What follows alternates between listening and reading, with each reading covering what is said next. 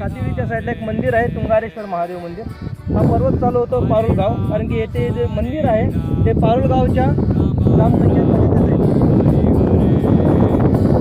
हा पर्वत जो आहे सह्याद्रीच्या रांगेमध्ये येतो आणि विशेष म्हणजे काय, सह्याद्रीची जी उपशाखा आहे तो तुंगारेश्वर पर्वत आहे.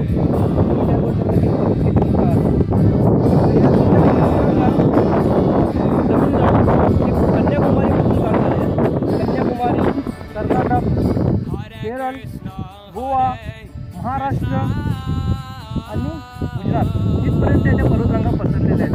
सह्याद्रीच्या पर्वतरांगातील वर्सोवा हे महाराष्ट्रातील सर्वोच्च बिंदू आहे. त्याची उंची जी आहे सुमारे 5400 फूट आहे आणि तुंगारेश्वर पर्वताची उंची 2177 फूट आहे. पावसाळ्यात विविध प्रकारचे धबधबे तुम्हाला बघायला भेटतील आणि पावसाळ्याचं जे वातावरण असतं एकदम निसर्गरम्य वातावरण खूप सुंदर आहे. तुम्ही स्वतःसुद्धा बघू शकता. डोंगराच्या पश्चिमेकडे पूर्ण तुम्हाला वसई विरार हे दिसेल, पूर्वेकडे जी गावं आहेत मध्ये वसलेले ते पाहावयास मिळतील. आणि ह्या पर्वताबद्दलचा उल्लेख भौगोलिकदृष्ट्या तसेच ऐतिहासिकदृष्ट्या खूप महत्त्वपूर्ण राहिलेलं आहे. इसवी सन 800 ते 1250 या कालावधीमध्ये तिथे शिलाहार राजा होऊन गेला. त्यांनी डोंगराच्या एरियामध्ये जवळजवळ 14 शिवमंदिरं बनवली होती. त्यामध्ये तुंगारेश्वर महादेव मंदिर आहे.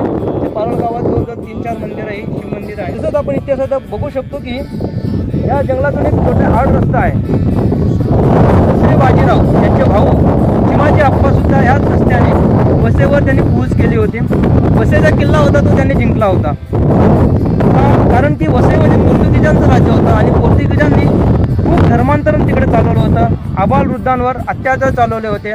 त्या सर्वांना चिमाजी अप्पांनी यामधून सोडवलं आणि पुन्हा या मार्गाने परत केले होते. आहेत परशुराम कुंड म्हणून आहेत. परशुराम भगवंतांचे 27 अवतार त्यांचं वास्तव्य इकडे होतं.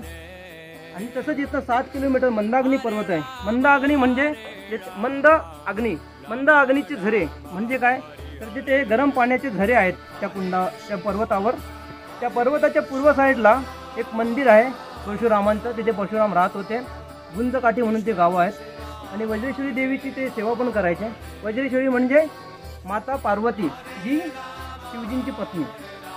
तिचं नाव वज्रेश्वरी का झालं, कारण की येथे वशिष्ठ ऋषींनी एक मोठा यज्ञ आयोजित केला होता. त्या यज्ञामध्ये सर्व देवी देवतांना आमंत्रित केलं होतं, फक्त इंद्राला बोलवलं नव्हतं. इंद्राला क्रोध आला आणि इंद्राने काय केलं होतं, त्यांना मारण्यासाठी आपला वज्र फेकला. तर वशिष्ठांनी पार्वती मातेचा धावा केला आणि पार्वती मातेने त्यांचं वज्र जे होतं ते गिळंकृत केलं. त्यामुळे पार्वती मातेचं नाव झालं वज्रेश्वरी. तर त्या भागामध्ये तुम्हाला गरम पाण्याचे कुंड पाहावयास मिळतील.